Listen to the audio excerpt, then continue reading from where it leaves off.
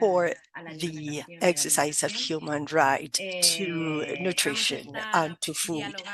We will be having a dialogue with a whole diversity of people, experiences, territories, looking at it from the academia, civil society, the different movements from politics, because it's important to recognize, first of all, that care is a fabric of complete interdependent relationships that coexist, as are the relationships in the food systems in all their complexity. So the idea today is, first and foremost, to read those of you that will be following us on our live streaming on Facebook and YouTube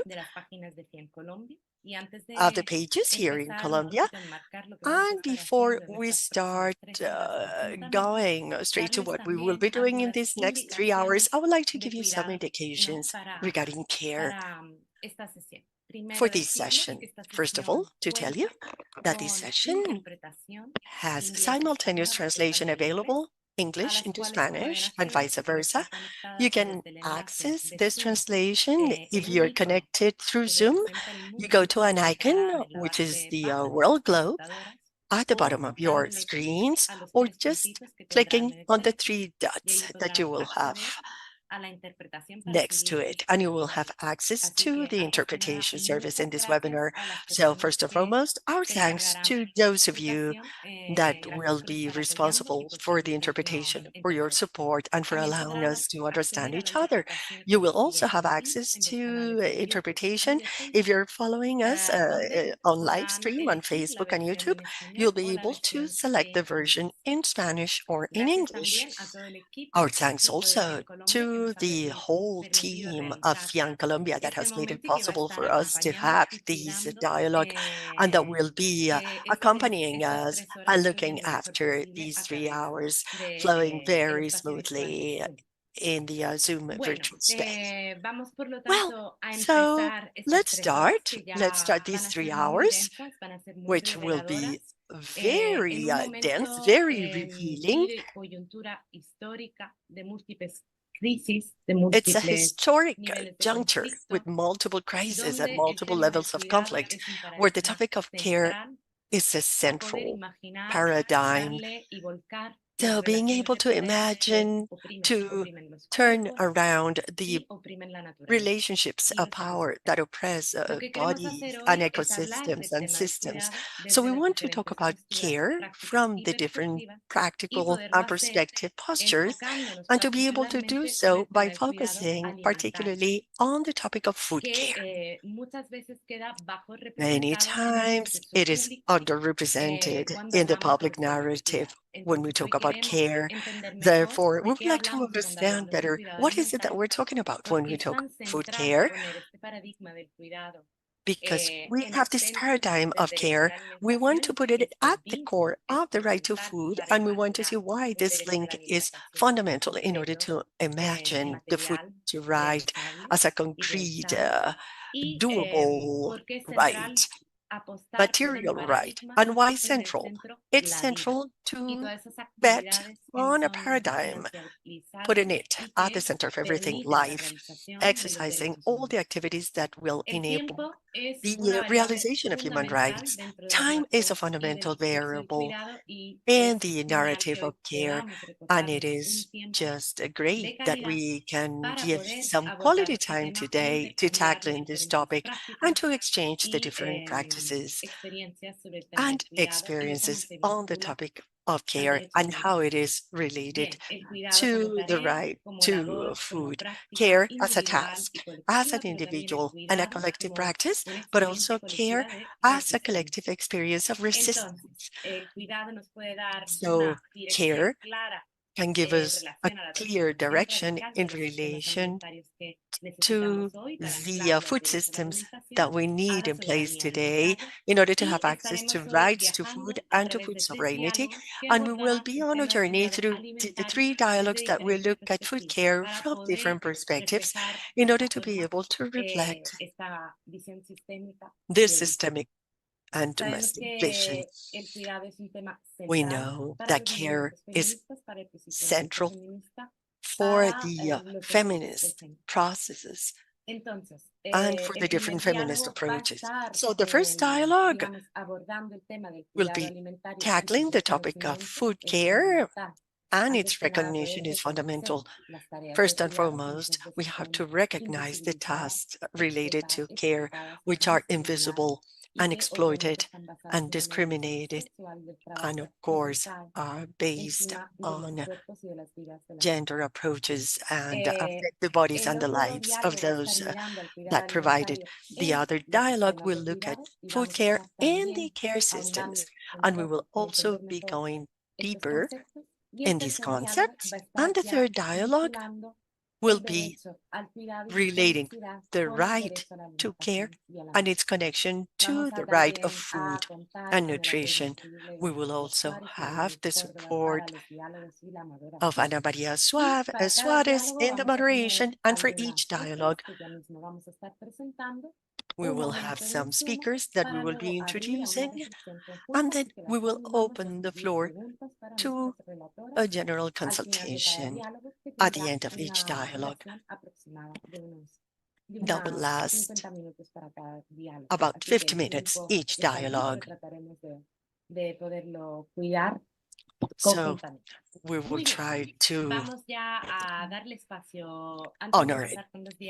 So before we start with the dialogues, we will have an audiovisual presentation because we believe that it is very important to tackle the topic of care, aware of the fact that care is a task. It's collective practices that are practiced every day in the territories and in the different communities and in everyday lives. So with this audiovisual, we'll be introducing this topic by directly hearing the voices of 3 social leaders that work on food care to get to know their organizational processes of seed custody, conservation of traditional food, and the promotion of the care of the environment. Care, therefore, not only as a task to redistribute and recognize and represent, but also as a task of resistance to the violence of food systems. So let's have the audiovisual, and then I'll be presenting the first dialogue, and we'll be delving into that topic.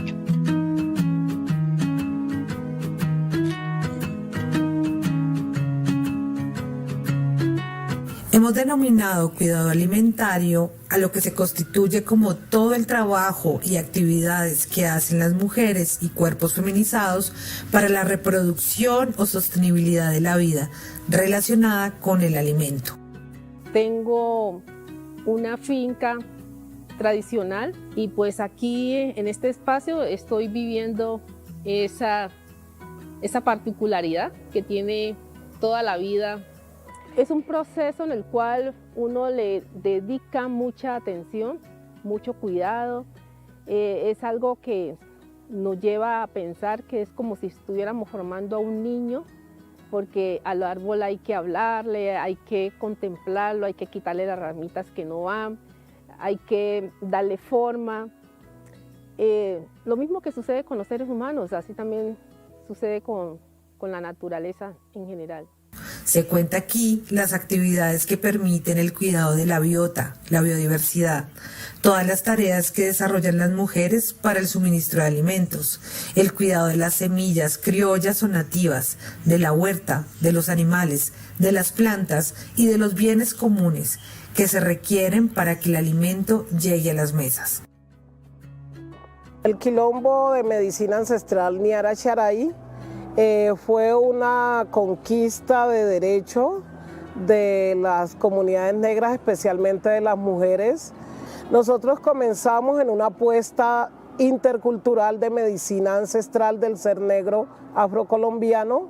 Inicialmente ellos tenían mucho miedo que nosotras, las mujeres negras, con nuestro saber ancestral, fuéramos a hacer cosas que no estuvieran estipuladas en el sector salud, pero nosotros demostramos que nosotros amamos la vida, somos paridoras de vida y somos paridoras de procesos sociales y además parimos todo un contexto del cuidado.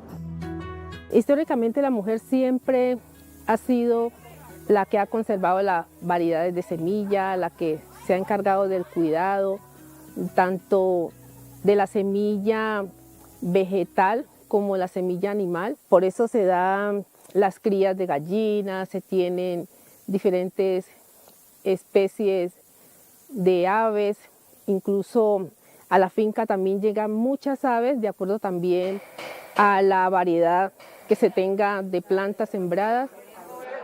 Nosotros las mujeres tenemos como el mango por la sartén para hacer cambios contundentes en la alimentación, porque cada vez estamos mirando que la alimentación es más deficiente, así nos llenemos, pero no estamos comiendo lo que debiera de ser, no estamos comiendo verdaderos alimentos, y sobre todo es a los niños y a los jóvenes que impacta esto, ¿no? Entonces ellos ya quieren rechazar un huevo de campo, quieren rechazar las gallinas criollas, porque no es lo que están mostrando en los medios masivos.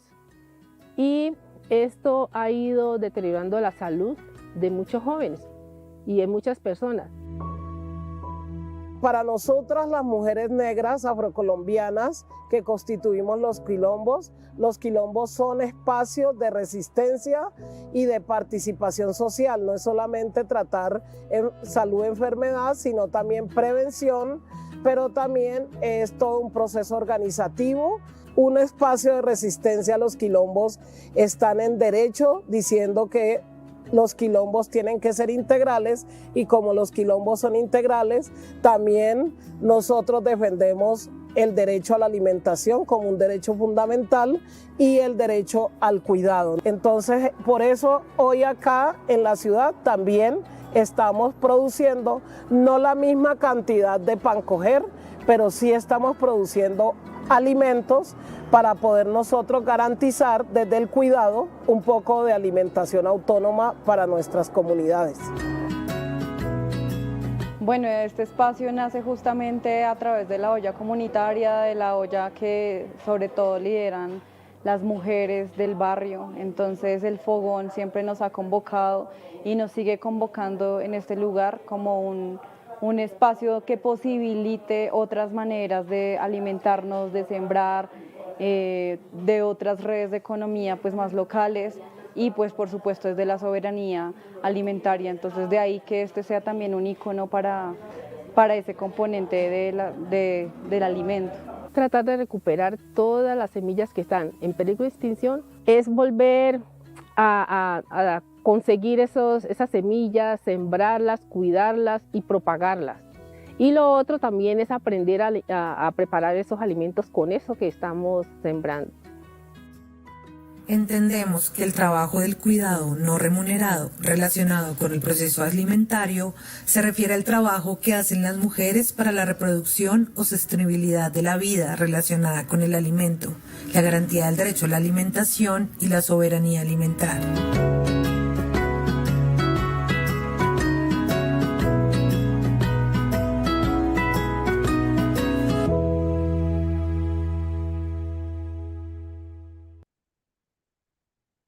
Bien, con este video Very que well. ya With nos this enmarca, video introduce la próxima discusión, le doy that paso al will lead diálogo us into the número next 1 sobre discussion, seguridad let's alimentaria y start su the reconocimiento, dialogue moderado por Ana María on food Suárez, care and its que es recognition that will be representante de moderated by Naciones Ana Unidas y Maria estudiante Suarez, representative to the internacional, United Nations of abogada, FIAN profesora de la International. Universidad de She Mannheim en is Alemania a y también lawyer cofundadora del with Coloquio a PhD Iberoamericano del in Coloquio Max Planck public de Derecho Internacional policies Público y Constitucional and Comparado. also Ana a María. degree from Mannheim University in Germany. Creo que el micrófono se ha quedado apagado, ¿no? I think that your mic is off. Thank you, Teresa. I would like to especially thank those of you that have organized this space to be able to learn more. And of course, special recognition to all the caring women that are with us. I won't dwell too much. I won't be too long. This first panel will be on the recognition of food care.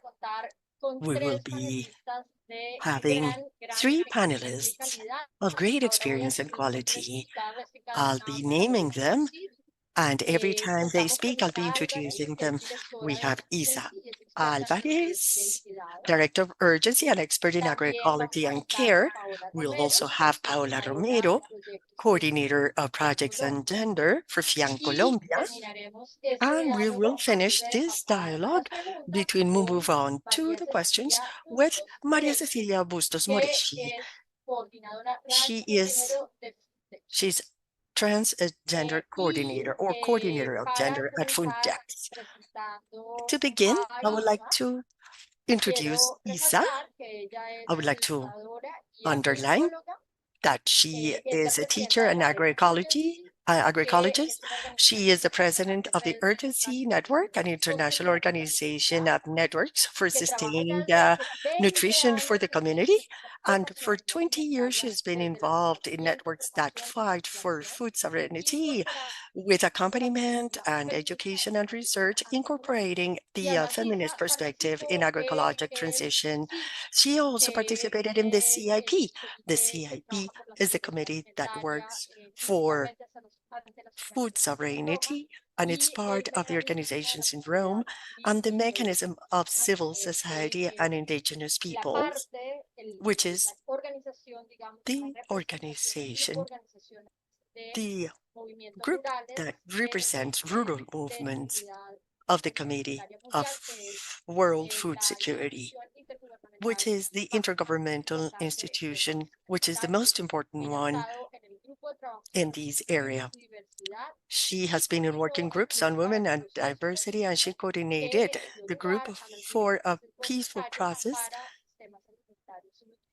for food and nutrition systems. So we would like to hear from Isa. What implies the recognition of food care? Who of us are involved in this recognition? Who is related to the right to care? Please feel free to present anything you want. Thank you, Isa. Go ahead, you have the floor. Bueno, muchísimas gracias. Espero que me Thank you escuchéis very bien. much. I hope you ¿Escucháis? can hear me well. ¿Escucha bien? Bueno, buenos días, buenas tardes Well, para good mí. morning, a good Castilla afternoon y in León, my como case. decimos aquí en mi tierra. Y bueno, primero un First of agradecimiento all, my a thanks todo el equipo que ha hecho posible esto to y all the también team that has bueno, made a quien this se le haya meeting ocurrido possible, and la thanks invitación, to porque decía whoever encantada thought de of this poder invitation to compartir me. este I'm more espacio than y happy este to be able lujo to share this space de panel, ¿no? O sea, me and parece, this bueno, panel. una maravilla. Así que, bueno, muchísimas gracias It's para wonderful, comenzar, ¿no? so thank you very Era un much to reto start. ver cómo So it was a toda esa challenge to complejidad, ¿no? De see la que vamos a how ir all that hablando complexity that we en will be en talking este tiempo about que vamos a at compartir, this bueno, time that we will be cómo sharing. quedarme con cosas How can para I no pasarme stay del with tiempo certain y things so quedarme en that I don't estos 10 exceed the minutitos, time ¿no? allowed and just Entonces, use bueno, 10 voy a minutes? hablar principalmente So como let me talk de mainly of como de three tres aspectos aspects, principales, ¿no? three main Sobre aspects, todo para remarcar la especially centralidad de esto de lo que estamos to hablando, ¿no? underline the Lo importance of apuntaba what we're Teresa antes, discussing, pero care. Teresa was parece que mentioning this siempre, bueno, before, but primero, it seems that always, desde la or mirada first of desde la all, que hablamos desde from una the mirada stance that de we otras economías, ¿no? talk Hablamos about de from poner when we otras talk cosas about en el other centro, de economies, we hablar talk desde about una putting all economía these feminista, things at the economía center. social, We're talking about economía feminist solidaria, con lo economy, cual social nuestros economy, ejes y solidarity nuestros economy, centros and with that, ya our se axes modifican, and our ¿no? Respecto a centers la are already economía que modified nos with venden todos relation los to the días, ¿no? Y economy esto that nos we are requiere de sold otras by herramientas, society que es un every poco day, and this calls lo que me for other gustaba tools. compartir hoy, ¿no? So this is what I would like to share Bueno, y today. dentro de todo esto, pues ver que esto no es algo And as part of this, que vemos this a ver isn't cómo lo cross-cutting colocamos that en we los lugares, ¿no? Esto es algo decide and see how we're going to es place. algo This is at the core. imprescindible. This Y is aquí something that is quería empezar vital. lanzando And I just la wanted pregunta to de quién nos begin alimentará, que es como una pregunta who que will es feed us, recurrente, which ¿no? is a En question los that años arises de all the todos time. hemos There's a leído los mapas report that de we've Pepe always Group, ¿no? read Con este tema about their group, interesante. about this topic that Pero is really interesting. bueno, las que llevamos tiempo trabajando en esto But sabemos those que of no us who's been podemos working for a separar long la time in la this, we pregunta can't o si queremos separate contestar this de quién question, nos or if alimentará, we si want to preguntamos answer the quién nos question who's going to alimentará. feed us O sea, it without por un asking si who's la going otra to care for no us, va a suceder. because the two things go together. Muchas One won't veces happen with queda the muy other. claro, ¿no? O, bueno, Sometimes it's más quite claro cada vez clear or menos more or less clear, que el alimento, but sin cuidado y that sin el food, acceso al it's alimento, no care, vamos a and estar without access cuidadas, to ¿no? food, we won't be cared for. Hay And so there, it is important to make that difference, or to, which I learned in Colombia, this mantra, which is not the same to eat something but not to feed you or nourish you. We're not talking about feeding stomachs or filling stomachs, but we're talking about nourishing and protecting many things, not only to fill the stomachs without any criteria or criterion, or with the food nourishes us, cares for us, and without food or without nourishment, it's not easy. But without care, there's no food. That is not so clear. So to be able to be nourished, to have quality food, nutritional food, we need to have a basic basis of care, and this is at the core. Let us see if we can, because we're not talking about caring for people that produce or that transform or that eat those food. We're talking about from a comprehensive perspective from the territory. We're talking about the agroecological perspective, not only from the territory when we talk about bodies, when we talk about seeds, we can talk about water. So these are vital goods that we need to have food, but it's also vital to care for the immaterial territories, the knowledge, the relationships, the links. When we talk about caring for the territory as basis, we're talking about all this, and it's not something that we decide to do or opt to do. This is at the core. Otherwise, we won't be able to nourish ourselves, and we need to move towards that agroecological movement that we would like to protect, because and we would like to move forward in terms of food sovereignty. Now, if you would go to the next slide, please. Sí, vale, gracias. Bueno, en todo esto es fundamental ver, as you can see here, it is vital to see how we care those who care for others, those people. We looked at that video of this woman that from different links of the food chain, they care, they're there. Well, we need to ask ourselves when we talk about care, how we care those caregivers, those who care for others, all those people who are within that framework. And I don't have really the time to talk about it. We could make reference to when we talk of feminist agriculture or economy, we talk about the visible and invisible parts of economy. We've also worked on the verde of the agro-industrial, agroecological system, how we see the distribution, how we see part of the production and part of consumption. But it's in what is invisible is really the production, the small production linked to nature, linked to care, that consumption, which is linked to those communities, is also invisible, and especially everything that happens within the homes, whereas really we're historically we have made them invisible, everything that we're talking about care.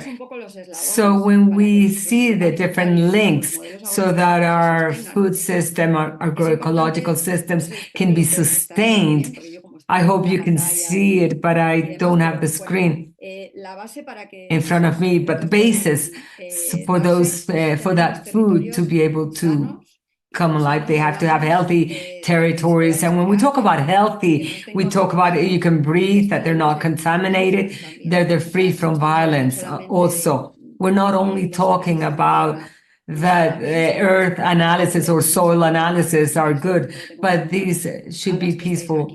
And I can't, well, you know what I mean. Without a territory, then it's very difficult for us to do something. The territory is the basis. After that, when you have to care, all the people, all the ecosystems that inhabit that territory need to be cared for. And as of that care and being able to be sustained, when we can build the communities, we can sustain a collective construction and participation. We have to build in a collective manner. And then from those three pillars, we can maybe generate production chains, transformation chains, distribution spaces, and shared consumption spaces. From consumption communities to those pods that we talked about in the video, those stoves. Those are collective spaces that really defend the model that we're talking about today. And they might take us, that they're the only ones that can take us to adequate food and adequate nutrition. Then we have other elements that are also important. But if we have all the others, this should not be vital. And then we would have public subsidies and global market. Today, what happens today? The lower part, the territories, the care, and all that collective area and participative area is not recognized. What is visible? Public subsidies and global market, without which apparently we would not be able to survive. But the truth is, we cannot survive without all the other bit, the third three lines. So this will be developed throughout the panels. So let us move to the next slide, please. And so if we analyze, all this does not happen in a space where we're going to talk about, let's care for ourselves, have a territory, let's have collective spaces, but we live within a social, economic, and political framework. And it's determined by public policies and what is decided to be prioritized in those public policies. So today, in general, we talk about public policies that are hand in hand with a capitalist framework, patriarchal framework, which makes it visible, everything that reinforces that framework. And that framework, which is really thick, as you can see, it's very powerful. And we are trying to fight against this framework, how to open our space and how can we make progress to transform this. So this is the basis of the system in which we work, and the challenge and the need to recognize. We need to make all those parts visible and put them at the core. When we talk about all the time from the feminist perspective, to put life at the center, this is putting life at the center also, and understanding that we cannot find food if we don't have that care basis within the territory, looking at the territory from that perspective, which is a comprehensive look at the entire system. So this is really what I wanted to advocate for. And it's not only about telling us or about advocate or dialogue, because it is, of course, this is important. We need to dialogue. Many of us who are here, we've been reflecting together, building together, fighting together. And in some places, we want to be heard, we want to be listened to, we want people to know that we exist and that we need to be recognized, that we need to be visible. But we also need new tools to be able to measure. How do we know whether this new model is existing? How do we measure, not from a quantitative perspective, but for example, if I want to do the next slide, I'm almost finished. Please, could you give me the next slide? Okay. So with these new tools in place that we need, or, well, it's not all the ways of looking, but the way we use language. And when we talk about we, I talk about myself and many of us who are here, who are trying to build new frameworks. And for me, it is important when we talk about all the initiatives that sustain food and food care. We need to be feasible. And I'm fed up thinking about whether we're feasible. Of course, we're feasible, but are we livable? Our initiatives, our spaces, our places, are they livable, because sometimes if it's visible, yes, could lead us to looking at when we try to strike a balance between revenues or income and expenses, it could lead to a negative or positive. But so many times we see initiatives that are feasible in terms of expenses, but they're not livable because people don't rest, because there isn't a dignified life. Because the question we should be asking, when life is at the core, whose life is at the core? So how do we make these spaces livable? So we need to address these inequalities. How do we analyze the whole perspective? And feasibility is one leg you see on the right, but it has to be livable and it has to be visible. Otherwise, we will never come out of this invisible air spectrum in which we find ourselves. We always talk about another world that is possible, but the other world already exists. So we are doing many, many things that sustain different models. And if we just move to the next, the last slide, at the end is really to defend the models and public support those subsidies that should not be vital, but those public subsidies really make things feasible of those who sustain food, not all of those who produce just anything, and to make it livable and to ensure dignified life and free from violence to all of us. So this is really the framework with which we're working and with other tools.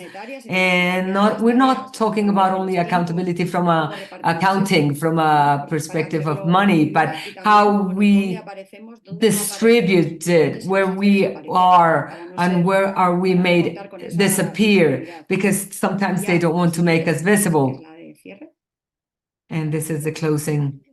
Nada, ya está. Termino. Okay. Solo para decir que just to tell you that the starting point of all of us is not the same. So we haven't have one recipe for all. And these new views and these new measures, we need to do it from a comprehensive perspective, including everything. All intersectional. I know there's so many things will reinforce everything that we've just been doing. Thank you very much. Thank you. We know that you could give us a very rich lesson, but unfortunately we need to have to leave time for everyone. I would like to highlight two elements that I thought were really interesting. The first one is without food, there's no care, and without care, there's no food. And unfortunately, institutions that manage care, at least here in Geneva, it hasn't been acknowledged or recognized that food. So this idea is very important. And also the importance of making visible care, which is invisible, and it's really the one that sustains society. Without the work of all these women and the effort of the communities, this system would not work. And this is why we need not only to respect their agency as such, but to ensure that all public policies that are feminist, that are intersectional, they respect them, they care for them, and they enable them to participate. So pero ahora voy a pasar la palabra a Paola Romero, que es coordinadora de proyectos de género FIAN Colombia, investigadora y defensora de derechos humanos desde hace muchos años. Paola hace parte del grupo de trabajo de feminismo del mecanismo de la sociedad civil para las relaciones con el Comité de Seguridad Alimentaria Mundial de Naciones Unidas y la Alianza Continental por la Soberanía Alimentaria y del Movimiento Social de Mujeres, la sureña.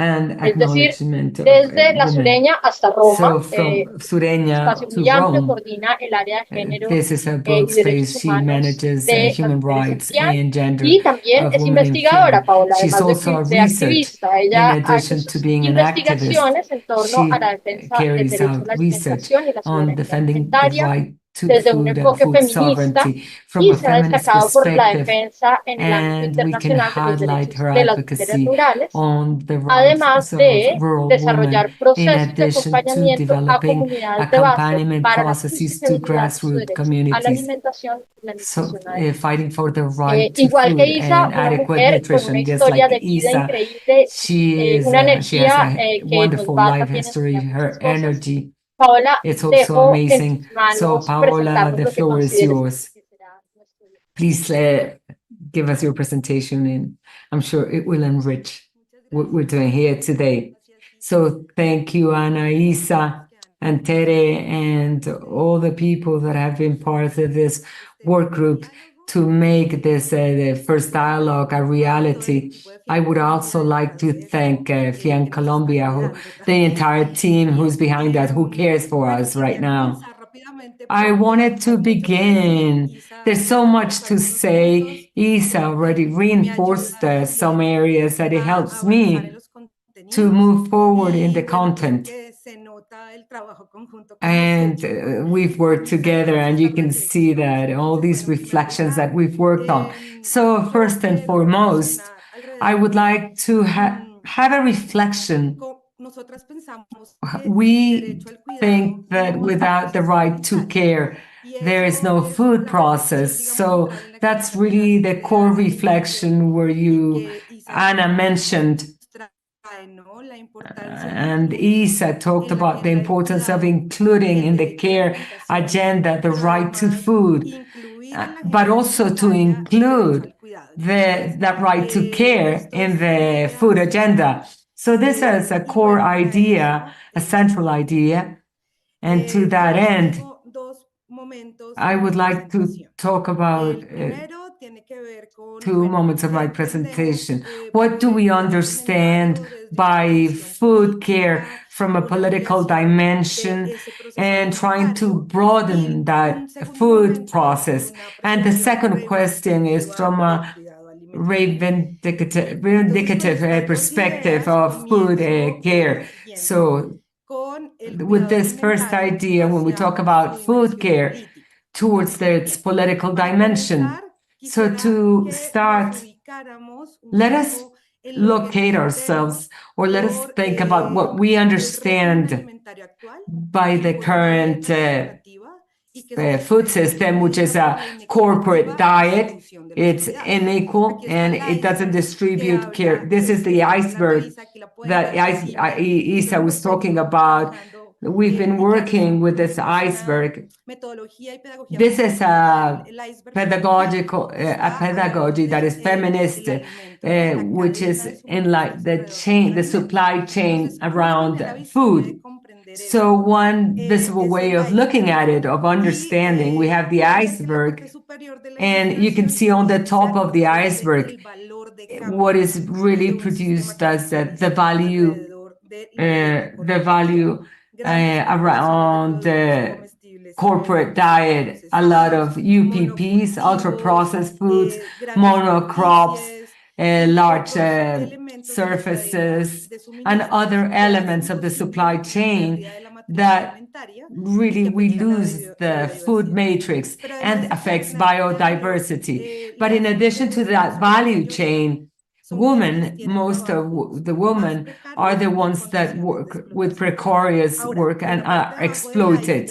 Now, in the lower part of the iceberg, we find that is invisible, which is not recognized or hardly valued, like the ethnical, social community and peasant community, the caring of women in the production, transformation of food that really produces a great value in terms of usage for the society at large and future generations.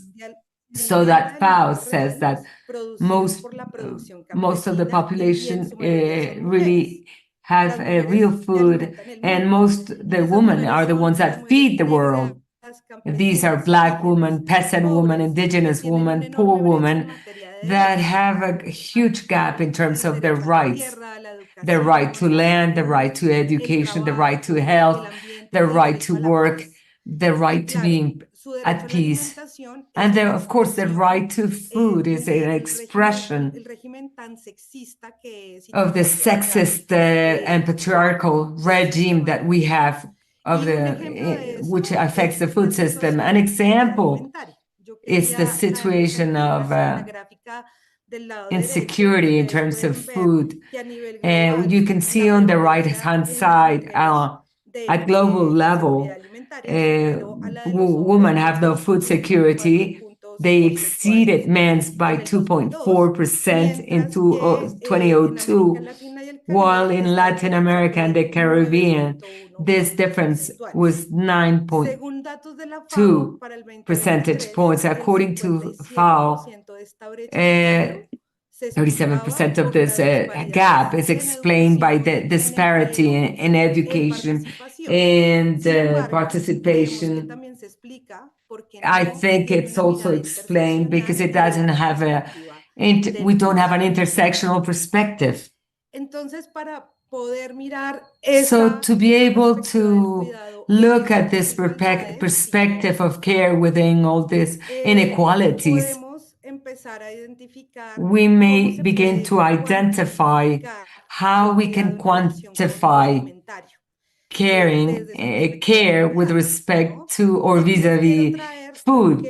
And here I would like to talk about what Isa already touched on, but with the economy of care, we have the satellite account in the national account system for 2021, domestic work and non-remunerated work or not unpaid work, which is 21.7% of the total economy of Colombia. This happens also in other countries around the world. So with the activities that measure this, the provision of foods, which is the main which is unpaid work, compared with other activities that are measured within this work, such as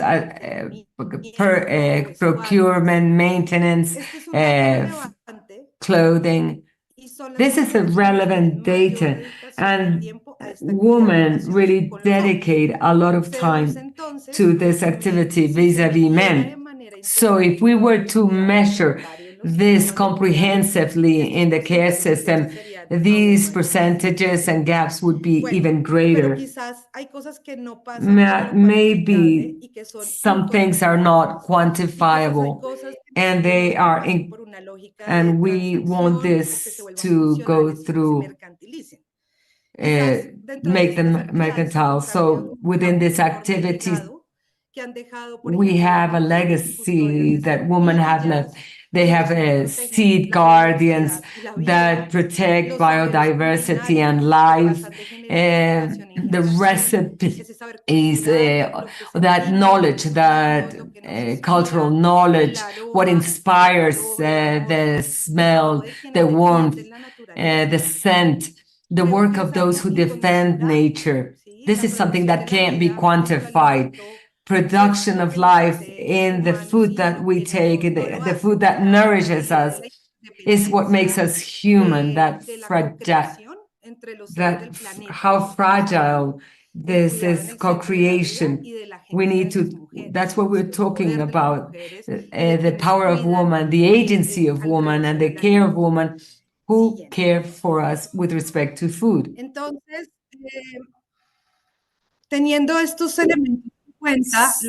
So having this in mind, we can maybe broaden and empower the process of food and the right to care.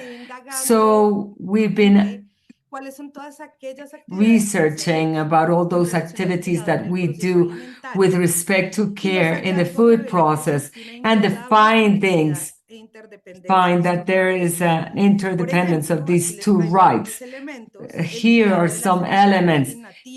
caring, or the seed guardians of vegetable gardens, orchards, caring for the forest, the water. They're important for the struggle to resist colonization of food, and also having just one diet, but like Teresa mentioned at the beginning, to resist the violence of a food system that is patriarchal in nature. Also, caring the way we exchange customary exchange manners that defy mercantile logics. And that's what Isa was talking about, of that we that which is sustainable, livable. Cuidar or caring, that exchange of food by other food, that other economic logics, and also the importance of highlighting the agency of women and those who care, or those caregivers. And we need to care the time of for the time of those women, especially those who dedicate their life for food care. This is vital for quality of life and should be considered as a right to have the right to rest and to be cared for. Now, to complete or to finish this, so we find that from a food care perspective, there's some key elements that we need to take into account: redistribution, recognition, reduction, and representation. This is really, and I would add to this 4 R's: resistance, like Teresa said. These are vital pillars to have that, to have this vindicative aspect for food care. And this is a call to action. So from the recognition perspective, we need to recognize those who care around food. We need to recognize their knowledge, their cultural knowledge, everything that is woven around the stove or a community pot. And through generations, that recognition through generation, which makes it livable or unfeasible. With respect to the topic of redistribution, it could be paid, it could be free from oppression and inequalities, and it has to be dignified, that generates parity, that we can have public policy focused with care at the core, denaturalizing that relationship of just woman, care, and food, acknowledging also specific situations such as homes where women are the heads of households. With respect to reduction, it's reducing the time and the difficulties related to food care, as it's highly costly in terms of physical and mental effort, especially for women. This also refers to infrastructure, having access to drinking water. Anna, tell me if I'm almost finished, but tell me. I'm just Sí, looking sí, yo here at the sé, está muy presentation. rica. Llevas 12 Yeah, minutos, Pau. Así que you have to, so I need to wrap up. Okay. So the element of reduction relates to infrastructure, access to drinking water, to power, to gas, and to roads, to adequate roads, so that they can move around, and also state protection. And lastly, representation. We talk about power and the agency of women. So just to wrap up and to complete, with respect unpaid work that women do in the food process, this is vital, and we need to acknowledge we can have a limited knowledge of what it means. And with that, I would like to finish with the words from Marta Renteria at the Inter-American Court in March, who said, "Women have given birth to the earth and to our territories, and we have taken care of it to keep food on our tables and the others' tables, including those hearing us here." So thank you, Anna. And this is it for me. Well, thank you very much. I will just say 4 words because we are lagging a little bit behind. Recognition, redistribution, reduction, remuneration. And then you can ask more questions. I think that everything was very clear. I would like to emphasize the topic of correcting the precarization of the work and to fighting patriarch societies that affect caregivers from their homes and all the way to the global and international policies. So after these comments, I would like to give the floor now to Maria Cecilia Bustos More. She is the gender coordinator at Fundeps. She has a degree in history, specialized in political science of care. She has a degree in the management and proposal of distance education and a master's degree in anthropology. And she has done courses on integral sexual education and feminist economy. Maria Cecilia has participated in research teams on working networks, on recent Argentinian history, on gender and labor, as well as on care and old age, human rights, and businesses at University Siglo XXI. And today she is a teacher in the middle and higher level. Maria Cecilia, you have the floor. Thank you very much. It is a pleasure to hear all of you. Let me take this opportunity and go back to everything that you said, as well as to what Paula said, in order to summarize a little bit more my presentation. As an Argentinian woman, I'll be talking about this feeling of upset, accompanied by sadness, but always going back to what you were mentioning, the need to generate support networks, support in care, and struggle and fight for resistance. So in my voice shows it. It's because I have these feeling in me. I understand that we all start from the same basis in relation to the importance of recognizing the right to care as a human right from a feminist, intersectional, intercultural perspective, giving, of course, value to the work that sustains life and the functioning of this society, in spite of the fact that we know that beyond all the feminist actions, there's still a sexual division in labor, which is still an impediment for accessing the right to care and the guarantee of human rights in general. I won't dwell on the right to care because I understand that Laura Pautasi will be talking about that, but talking also about the importance of the states in that progress is made and that recognition is given to this positive obligation as a main guarantor and responsible for promoting a social organization that will put at its core the care and that will diminish the pressure that exists on families and women and will guarantee universal access to the care services of good quality with no discrimination and in favor to substantial equity or sustainable equity. I think it's important to expand the notion of care so that it includes non-human life.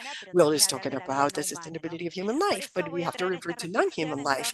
So let me bring my reflections around the relationship between gender, cares, and the environment, because I think it's important to reflect about these relationships between justice in gender, social justice, and environmental justice, and to think of these strategic alliances of a fight in order to give relevance to this need of recognition to the right to care, thinking of sustainability of human life and also of non-human life. So going back to what Isa said, to this idea of contributions from the other economies, mainly the contributions of the ecofeminism, we know that nothing can work without care. No one, nothing, which means that we are interdependent, but also we are eco-dependent. And this becomes relevant when we understand understand that the relations among human beings or between human beings and nature is not gender neutral. Of course, there are social constructs that are cut across heterosexism and patriarch concepts. So what's interesting about ecofeminism is to focus on these interrelationships, putting them in frameworks of social, cultural, and historic processes. And it also aligns them with contributions from other feminisms like social movements, peasant movements, African descendant, indigenous movements. And it incorporates this intersectional, intercultural view. And it also gives visibility to alternatives to this development that we understand, this development that is offered as the only one possible brought by the present dominant system. But there are alternatives. And of course, it exposes a criticism to these colonialist, patriarchal, androcentric, anthropocentric system and the implications that it has in our lives and in our bodies and territories. But as we also said, it vindicates the strategies of fight, the protagonic role that we women have, particularly women as producers and reproducers, the importance of the work, of care for life sustainability, the defense and the management of the common goods, as is water, biodiversity, the seeds, care not only of families, but of communities. Women are the caregivers of what is common and what is community. And of course, this alignment between the personal level and the political level, which of course has brought this drive that indigenous and racialized and peasant women have, that create conditions for their participation and political participation in their communities, and which is aligned for their fight for the rights. Let me bring up here the importance of talking about advocates and leaders in the environment as caregivers of life. Because, of course, women and we depend more than all on the access to these common goods, the use of land for subsistence agriculture, and the knowledge of other forms that are more sustainable for production and access to water to supply their households, their communities, and other systems of food production. These are the basis of women's work due to the sexual division of labor. That's why the current and the deepening on the privatization of these common goods has a higher impact on us women. That's why it is key here to start from the basis that women's labor, indigenous people's labor, and communities' labor done in the protection and conservation of the territories, these communities must be considered as a work of care, and that become very important given the recent contamination and damage from neo-extractivist projects with big risks for their own well-being. Many of these people, or us, we are facing serious threats to our lives in a context in which states are not protecting the advocates and defendants of human rights, let alone being remunerated or paid for these work.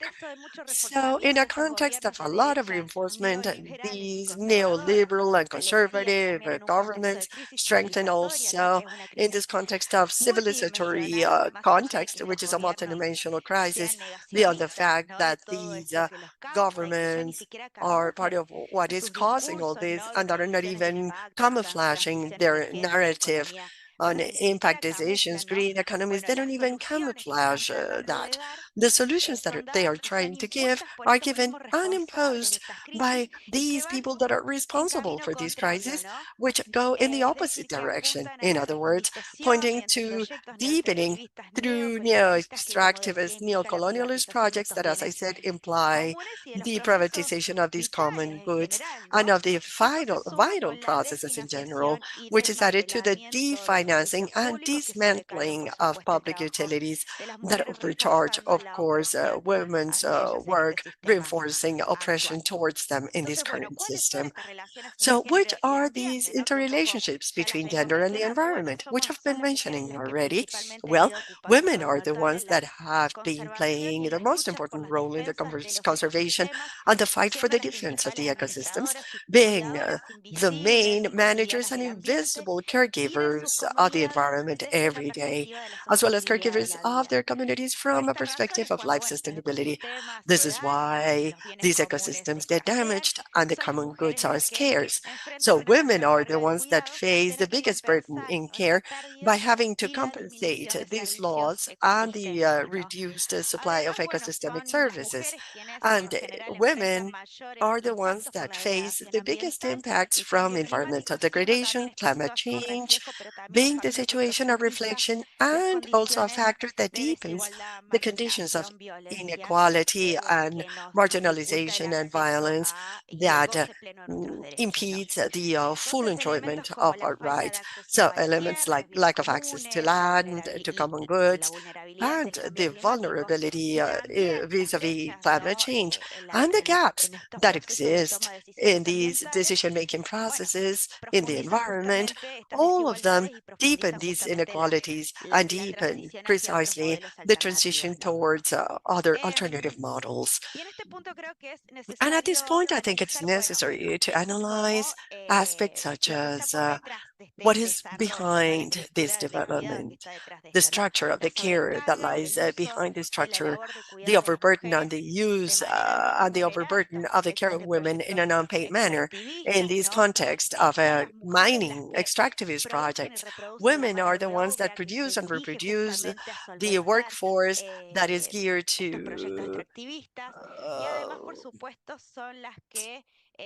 addressing these extractivist projects, and they're the ones that have to face the impacts. And here I'm trying to summarize because I have this message that I only have 1 minute left. Well, the use of pesticides, for instance, which added to the climate crisis, has had a fundamental and very serious effect in the life of women, mainly because they are the ones that spend the highest amount of time in the communities and the ones that need the most time to devote to the care of their children and their people and their own health, sexual, reproductive, and non-reproductive health. Because, of course, agrotoxic substances affect pregnancies. So these increases the load of care, and these women are the ones that are responsible for supplying care and food and water precisely when these mining projects are taking these common elements away from them, and they affect, of course, food security and food sovereignty. So let me go back to some final thoughts. Just 2 minutes I will take for this. I think that going back to the comments that we heard from Paula, it's important to recognize the work of care to reduce the workload, redistribute it to guarantee significant representation, particularly for these leaders and advocates in the environment. But I think that it's also important to reformulate the economy, an economy of care whose norms and public policies put at the center the sustainability of human and non-human life and consider care necessary for social reproduction and the reproduction of life. And of course, here, I think it's important to adopt an interpretation of care as an autonomous right, as a need, as work that allows to build a new social pact center on the care for the sustainability of life, which means committing to alternative modes of development based on solidarity, cooperation, mutual support, participatory economies, that is to say, the other economies, basically, that will point to mutual well-being of people and nature, learning, of course, of the journeys of the communities and social movements and feminist organizations, indigenous women and workers in popular care, peasant communities, which are the ones that really face these economies that steal from us, and the progress of the conservative right wing that point to extractivist models and that imply pillage not only of our bodies but also of our territories. So we can no longer be a factor of adjustment. It's important to start committing to alternative models that will actually be sustainable. To think that what is unsustainable is the current models that are becoming deeper and that go in the opposite direction of what is sought or what we're seeking to establish. So we have so much to talk about, but let's wait until the questions. Thank you.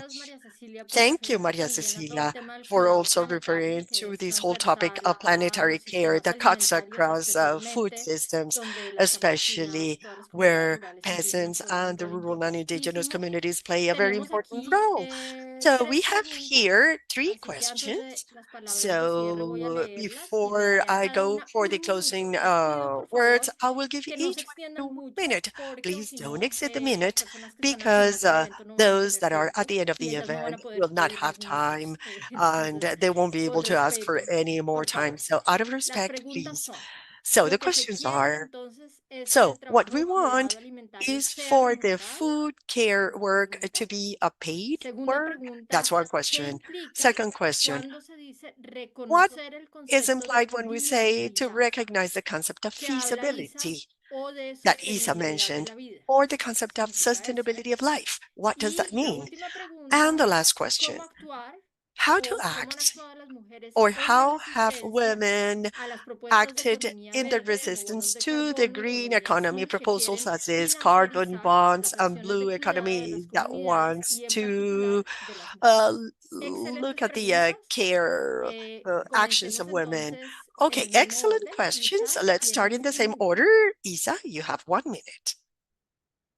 Sí, bueno, a ver, lo voy a intentar.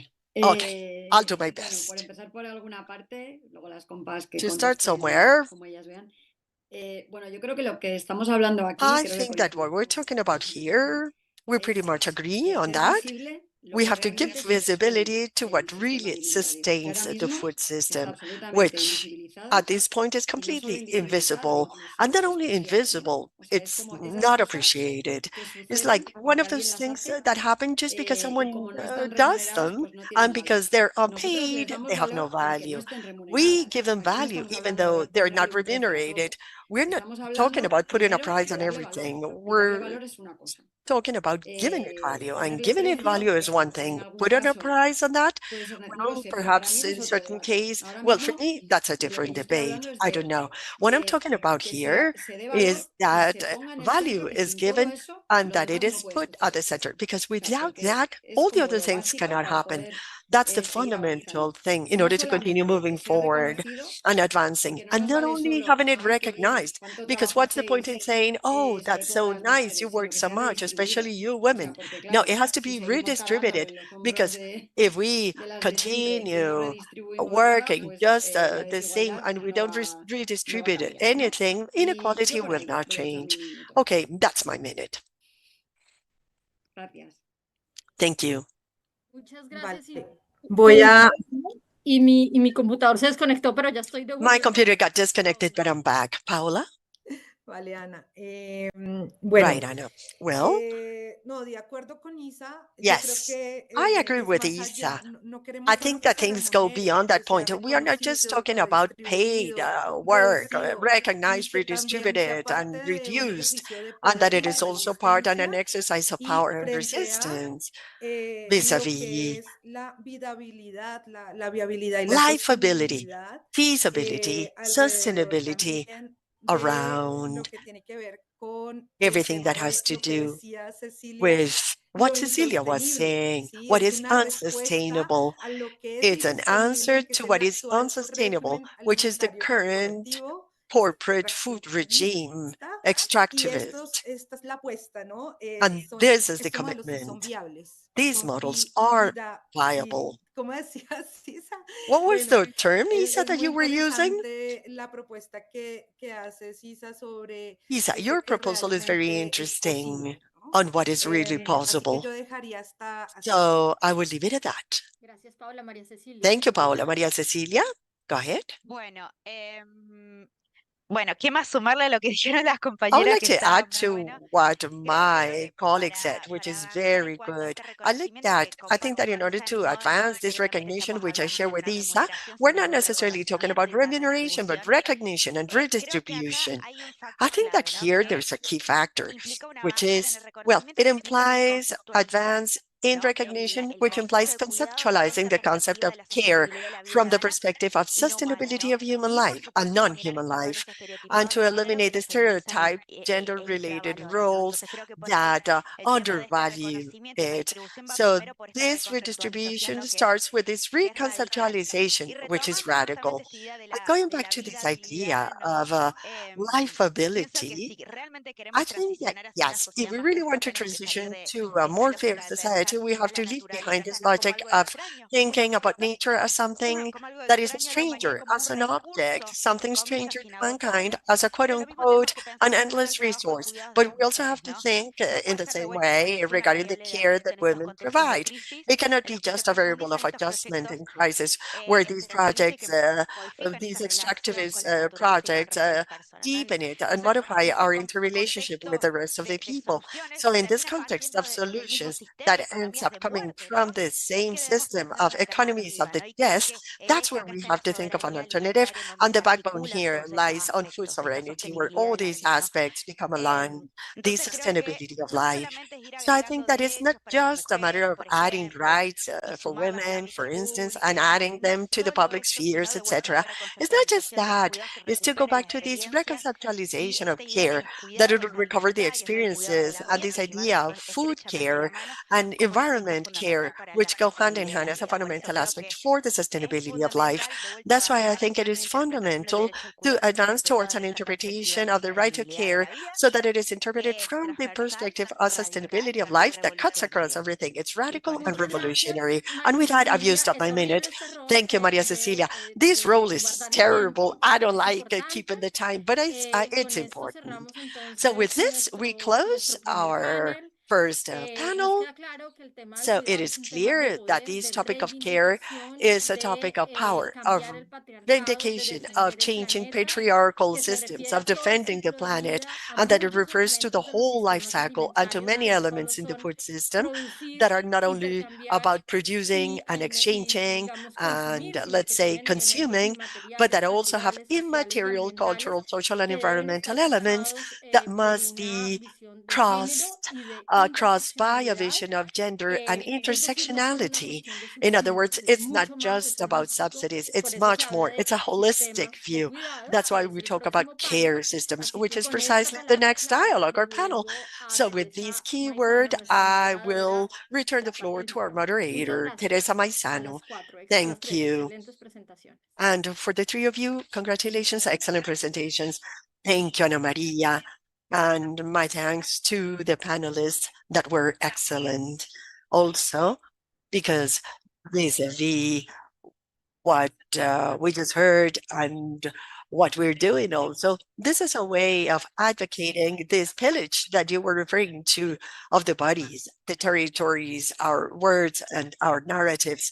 So through these dialogues, we are defending this word and we're anchoring it substantially to our understanding, our practices, and our relationships. So now we will move now to dialogue number 2 that I will be moderating, lagging a little bit behind in time. Well, I will be presenting them. We're coming into the second dialogue that will look at food care in the systems of care. And we will be doing that with excellent panelists. The first one being Lorenza Bordamalo Guerrero from the Head of Care Ministry, and she is a social worker and specialist in the analysis of public policies at Columbia National University, and also Marta Alfonso Jurado.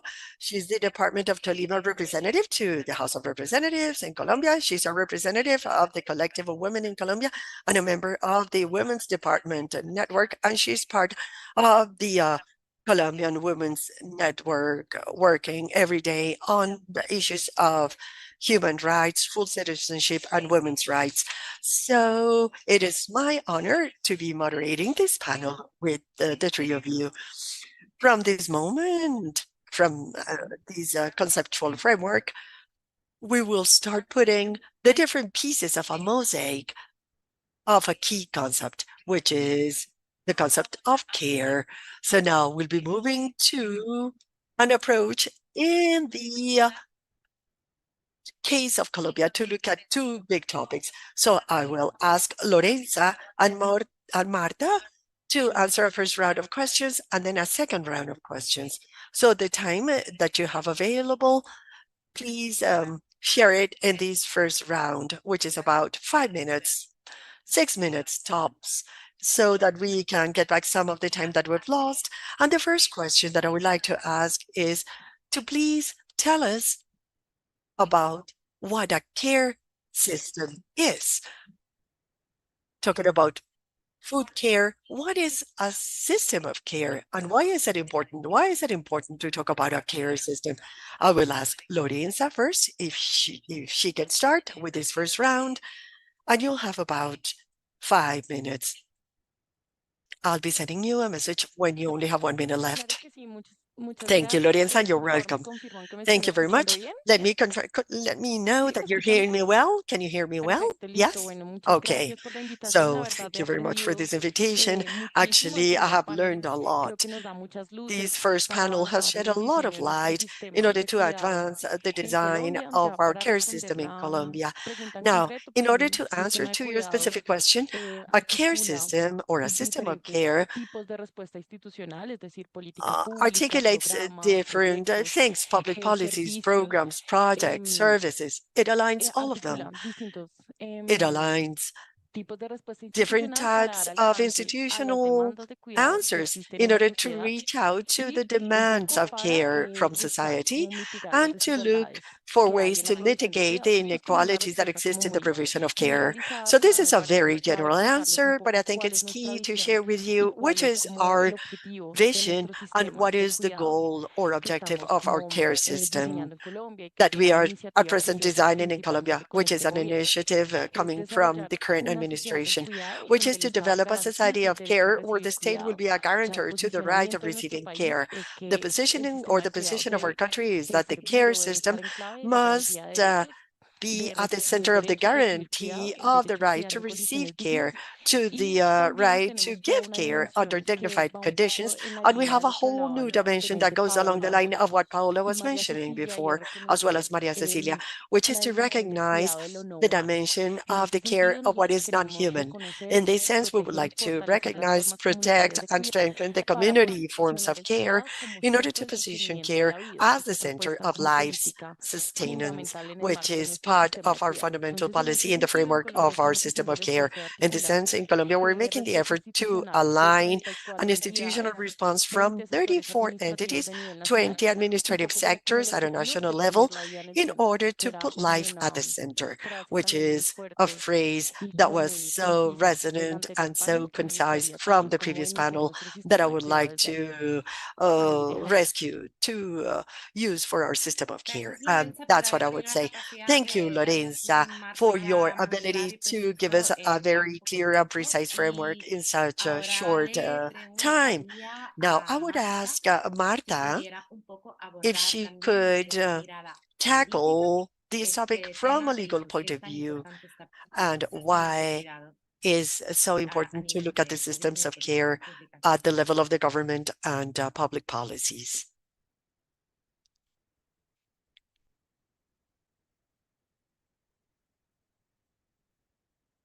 Buenas tardes. Qué pena Good con ustedes. afternoon. No podía I'm haber sorry, la I just conexión. couldn't open the Pues un gusto connection. enorme poder Well, it compartir con is a ustedes huge pleasure este to be panel y able to share muchísimas this gracias. panel Un with tema you. de enorme Thank you importancia, very los much. Such procesos an de important transformación topic de la in the política processes of social en transformation el mundo of y de social manera muy policy particular en around the nuestro world, país, un and tema very que hoy particularly se in our pone en la country, agenda a pública como hacía topic mucho that is part tiempo of o the tal vez public nunca había agenda sucedido. as Así perhaps que had muy never been the contenta de case poder before. compartir So hoy I'm con very happy ustedes, to con share quienes se han with you conectado and with all those of espacio you para that are aportar connected to our ideas a live este debate streaming tan importante. in Muchas order to gracias. contribute ideas to this very important space. Thank you. Gracias, Marta, por Thank darnos you, Marta, for your continuar. input. And now you can continue. O sea, ya estamos listas para la So intervención. we Qué pena, are pensé ready que for era the solo un saludo. intervention. I'm Pues sorry. I thought it was just the decirles greetings que first. Okay, entre I los want to tell elementos you que that hemos considerado one of the como de elements that we have fundamental considered to be importancia fundamental para este panel, for this panel eh, desde un enfoque feminista, el From a abordaje feminist de los approach, temas the alimentarios approach of pasa food por issues goes reconocer through definitivamente el definitely papel tan recognizing importante que hemos the very tenido important las role mujeres that en women el have played manejo de los temas in the nutricionales. management of Uno, nutrition por in all its la aspects. creatividad que ha One, significado because of the construir saberes creativity y that has been conocimientos immersed en in the torno a building las of plantas, wisdom and las knowledge frutas, around las plants, hortalizas, fruits, y, produce, también los pequeños animales, small los animales animals, de monte, que pueden consumirse wild y animals a that los can que be a través de la consumed, creatividad de las and mujeres which through the hemos creativity impreso of un women, saber, un conocimiento we para have convertirlos instilled en wisdom recetas and knowledge in order nutricionales to turn que them into terminan nutritional recipes convirtiéndose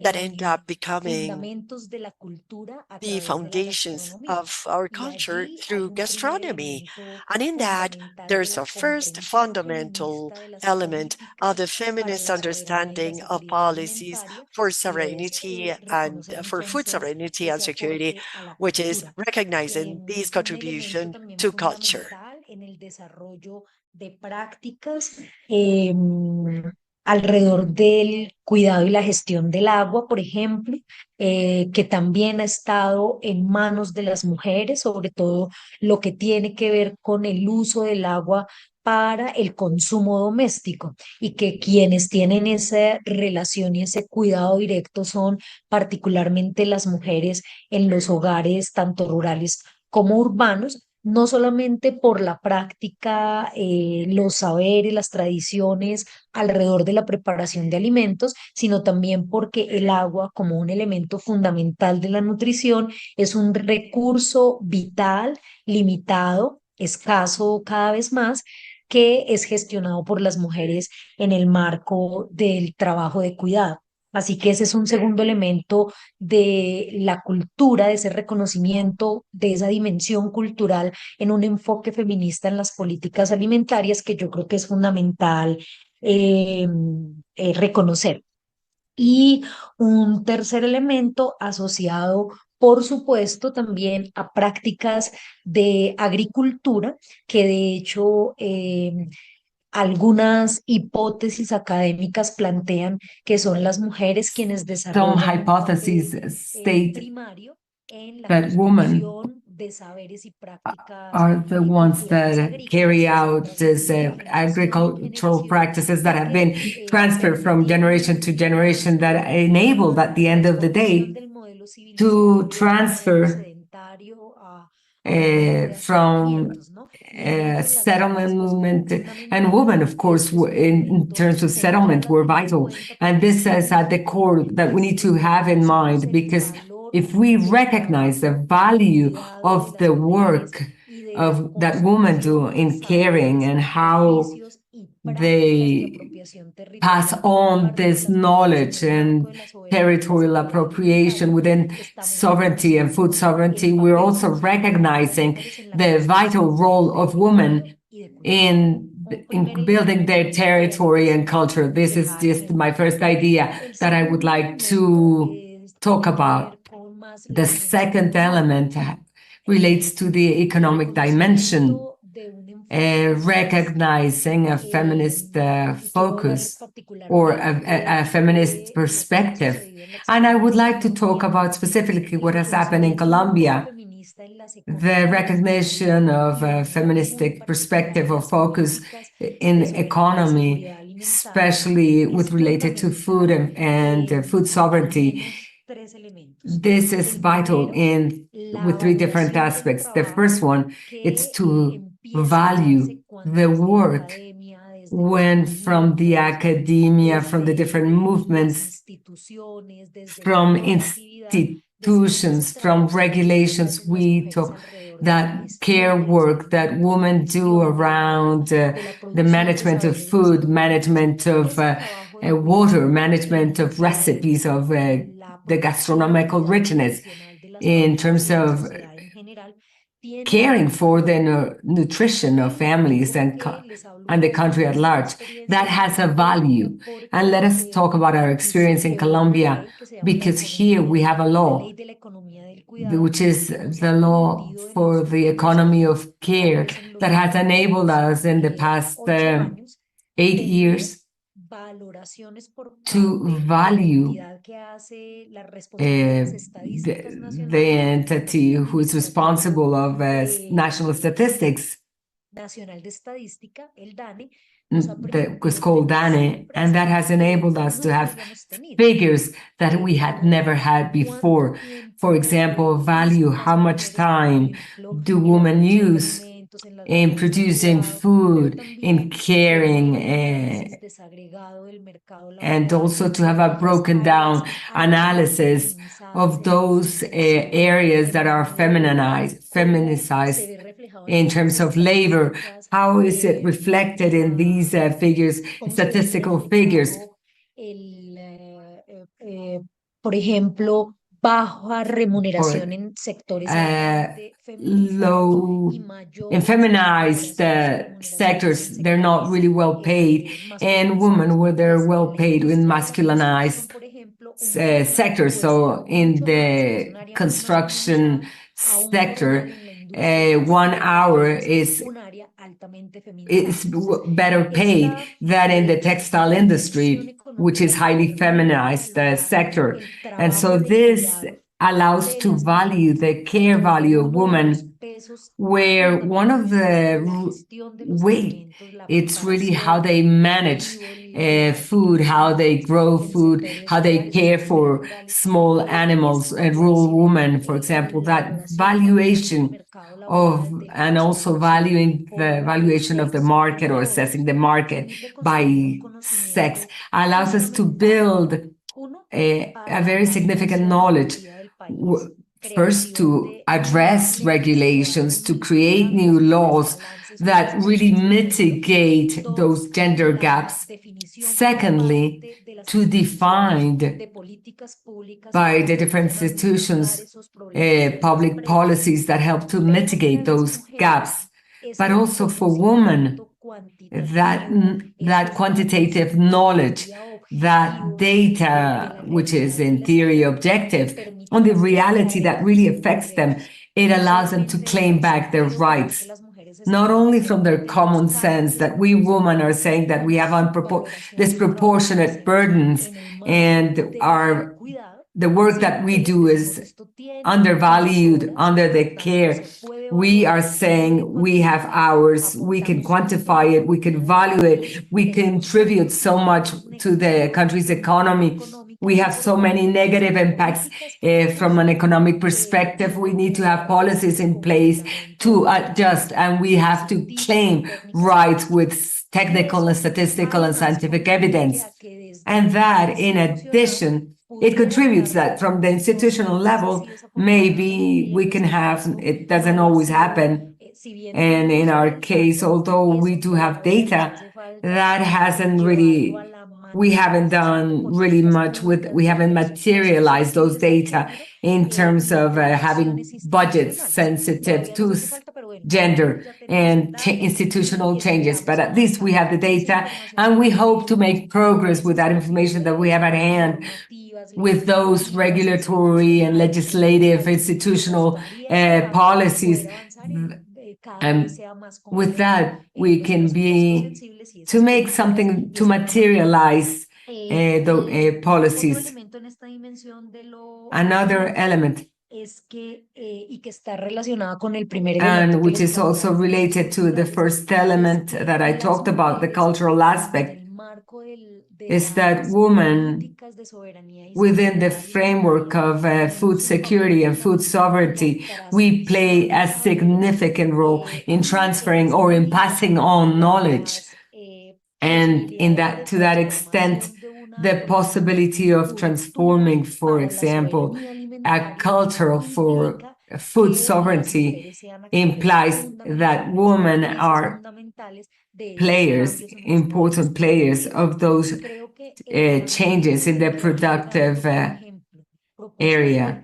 So as we receive new proposals for changing conventional agriculture to agroecology, or to the extent urban sectors put in the public agenda the transformation of industrialized diets towards organic diets, or healthier, prepared at home with vegetables, with fruits, and not with cereals or UPPs. Those type of models, then it's easier to reproduce them through women, and of course from women to children, boys, girls, and adolescents. And that leads to fundamental changes that at the end of the day end up affecting the economic model. You would to say something? Yeah, we're trying to do a round of questions for you and Lorenza. So just give you a minute and then I'll ask another question so you can... No, I leave it there. I leave it there. So just to say that those two elements are vital in building public policies, and I will talk to you about new experiences that we've been implementing.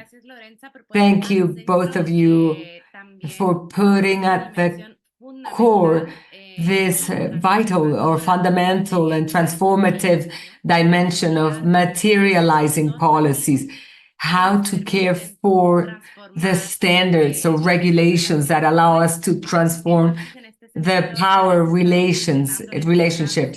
So Lorenza was mentioning the importance of acknowledging, of recognizing and strengthening and protecting what we have and empowering of what we have. There is a DNA,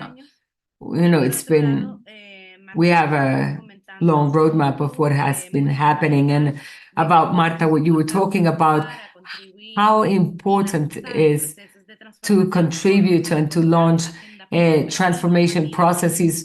We have to put this in the public agenda and to transform also policies from concrete experiences coming from the territories. And this access so important as a caring for an intergenerational relationship and sharing knowledge. You've also talked about data, which is really vital. Data are not neutral. Data allows us to make ourselves visible, to make us be seen. Here we exist, and how we analyze those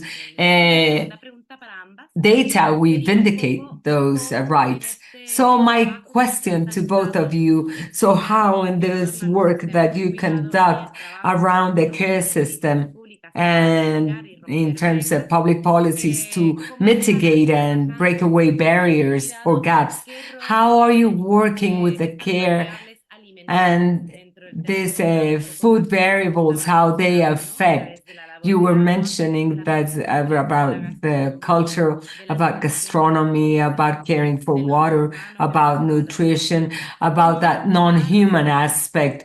But how do we go beyond this challenge and then integrate in a continuous manner within this national work about caring and considering also the data? And not always, it's not easy to quantify the data. So Lorenza, please, the floor is yours. 4 or 5 minutes. And then I will give the floor again to Marta for the second round.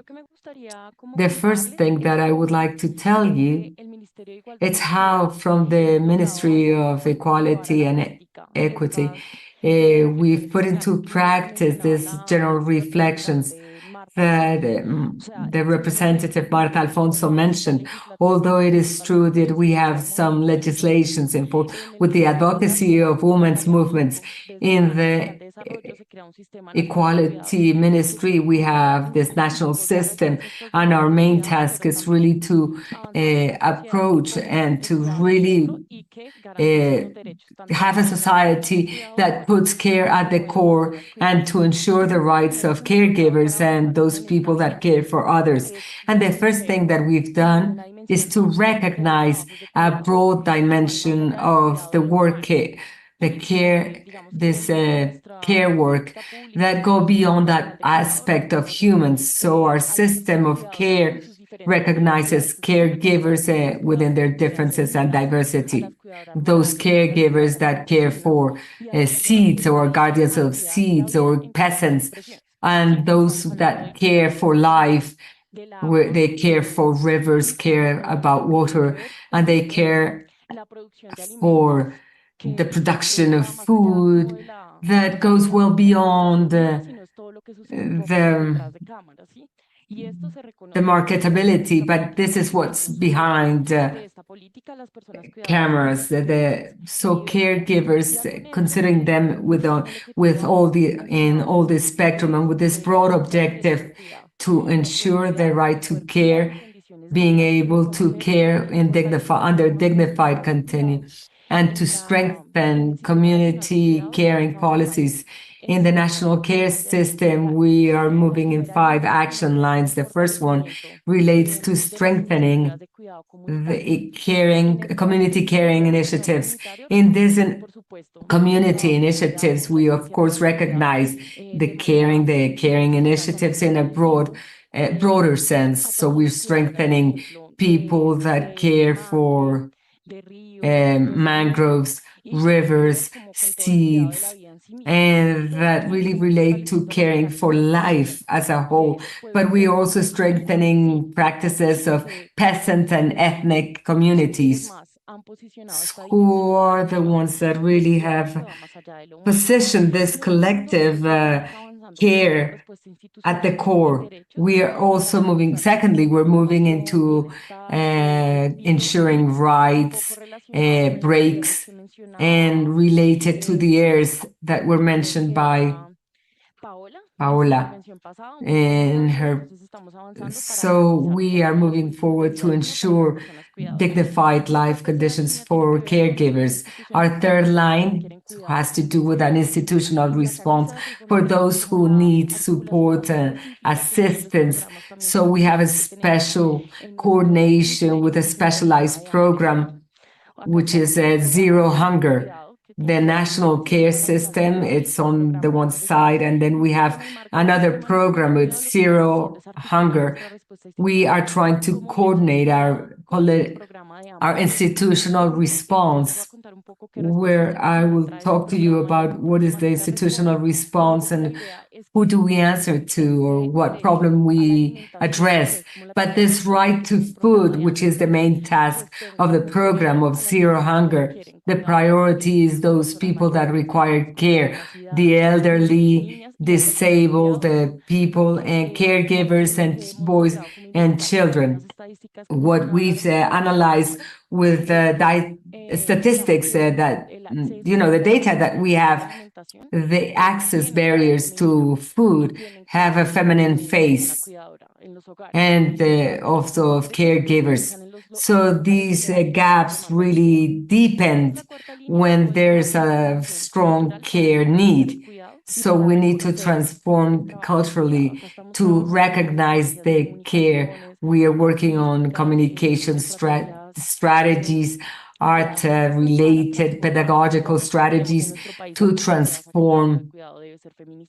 We related to caring for example, the food care that you mentioned is not deemed as work. So we're trying to change this notion, so to democratize and their values, and its values should be recognized well beyond money. We already have that instrument in Colombia that we measure that and the value that this has in sustaining life, and that goes well beyond. But it has an incredible value and thanks to them, we can exist.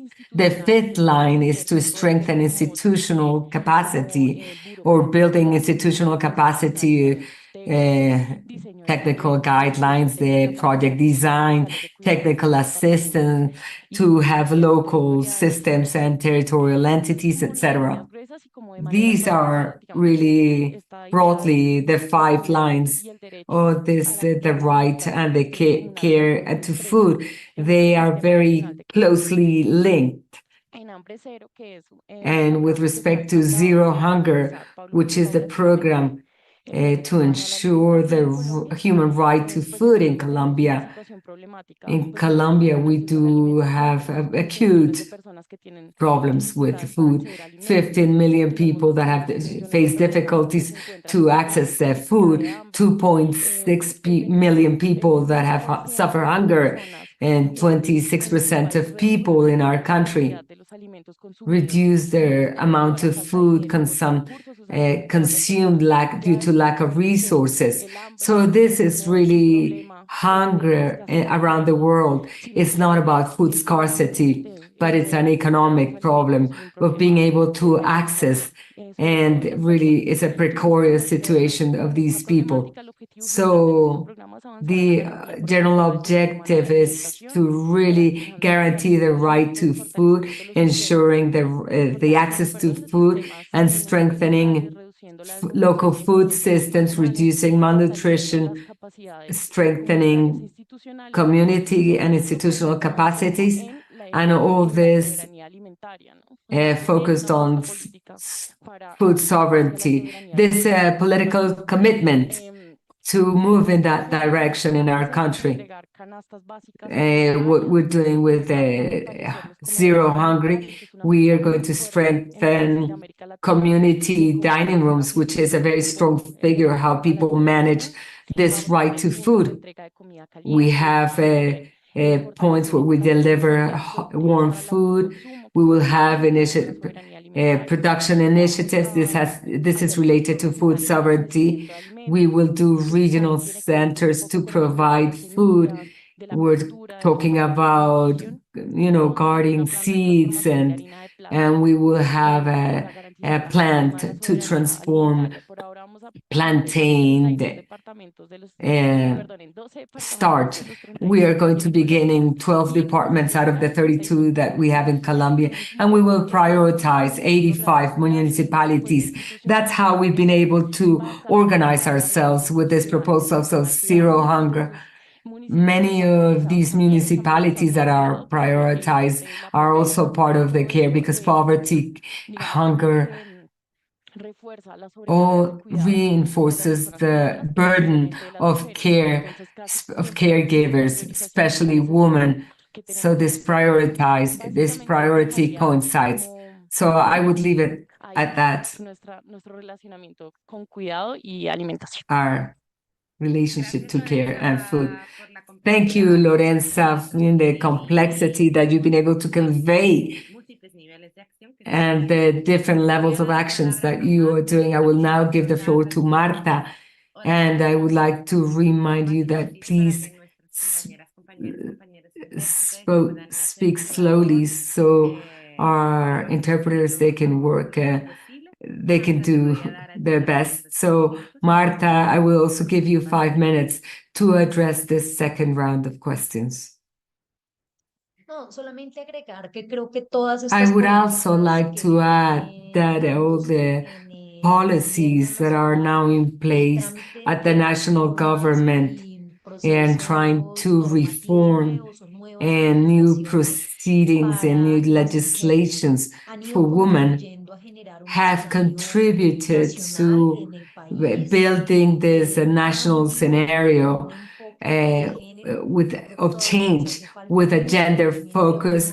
I think we have moved forward, and this government has driven this vocation of transforming food policies in the country on the focus of public policies, and also recognizing care within the framework of national economy, of cultural systems,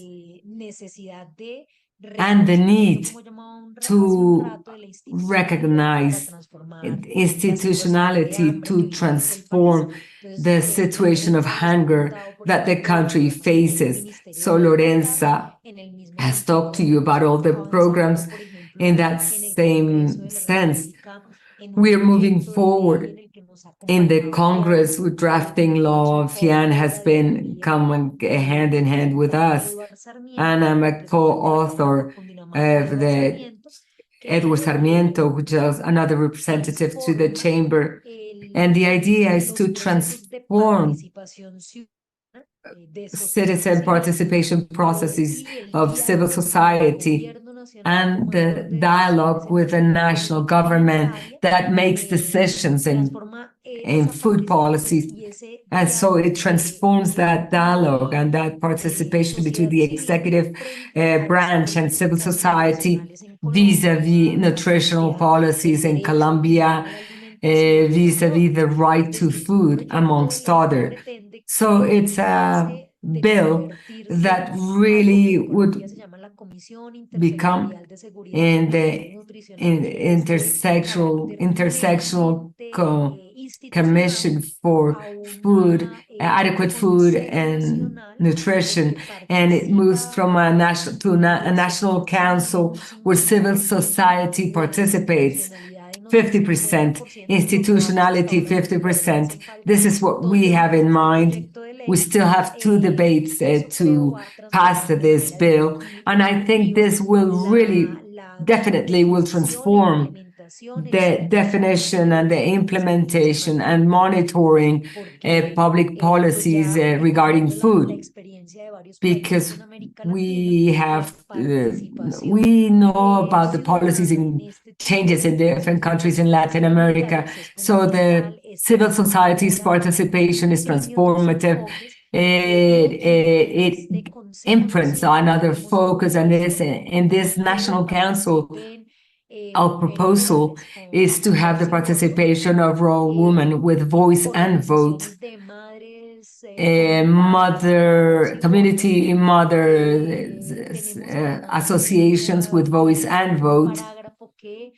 We have also a paragraph that promotes parity in terms of the makeup of this system, of the food system in Colombia, among other elements that will contribute so those care policies are cross-cutting, not only to talk about one care system. One care system cannot really solve the recognition of what we women do about nutrition, life, and that contribution to the economy. But although we need the policy in place and the system, it needs to be cross-cutting in institutional programs, the laws, and etc. And there's a second initiative that is being we're working in Congress, changing law 731, which is a rural woman, which we want to empower peasant woman, fishing woman, fisherwoman to transform their lives so they can participate in agrarian policies, in caring for the land and water, in caring for the production of food, and the agency of this woman in public policies, social public policies that in the rural area they're scarce, and the burden it's really supported by women so rural poverty becomes an additional burden for peasant woman or fisherwoman, because at the end of the day, if there isn't a state policy, if there are no institutional resources, at the end of the day, they are the ones that need to solve within their survival strategies. They need to solve the water caring for, the care for families, women, children, and adolescents to balance out the lack of institutional presence. Thank you to both of you for your answers. Briefly, I think we're quite delayed. I would like to highlight two vital elements. On the one hand, that it is, I understand that a fundamental area is to transform policies, but also governance with that dialogue that is taking place, that interaction between the subjects of rights and the state. It's also a way of a new commitment also And Lorenza, what she was talking about the importance of having this intersectional focus that take into account a holistic view of what is the public work from the community work they carry out, but training, the welfare, the well-being, cultural transformation. So if you agree, I would like now to talk another, the first. Perdón, que la voy a leer. Entonces, una de las personas escribe el Sistema Nacional de Cuidado que se está One of the persons say the national care system that is being built includes in its variables of measurements food care. How could you give visibility to this in the statistics that are already showing food to right and to nutrition? And the other question that we read is, in the current scenario of reductions in public investment and the lack of guarantee to economic, social, and cultural rights, what strategies could be adopted for the implementation of care systems that require important investment? And let me go to another question. How will the wisdom and knowledge of our indigenous peoples be taken into account in the system of care and in the policies, programs, projects, and initiatives that reach the indigenous communities?